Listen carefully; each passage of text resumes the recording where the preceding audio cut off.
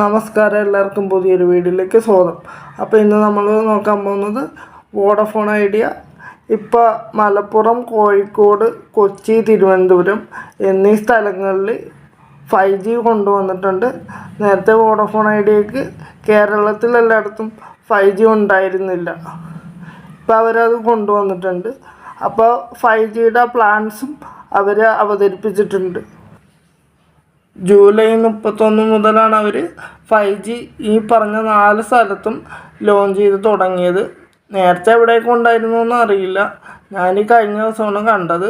5Gയുടെ പ്ലാൻസും അവർ July 31 മുതൽ അവതരിപ്പിച്ച് തുടങ്ങിയിട്ടുണ്ട്. 399 രൂപ മുതലാണ് 5G പ്ലാനുകൾ വോഡഫോൺ ഐഡിയയ്ക്ക് ആരംഭിക്കുന്നത്.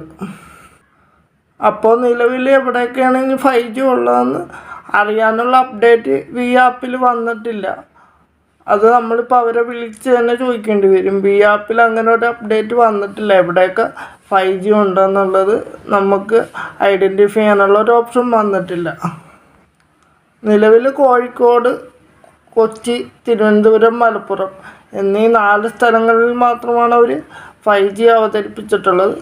വരും ദിവസങ്ങളിൽ ഇനി കൂടുതൽ സ്ഥലങ്ങളിലേക്ക് അവർ വ്യാപിപ്പിക്കുകയായിരിക്കും. അപ്പോൾ ഇന്നത്തെ വീഡിയോയിൽ ഇത്രേ ഉള്ളൂ.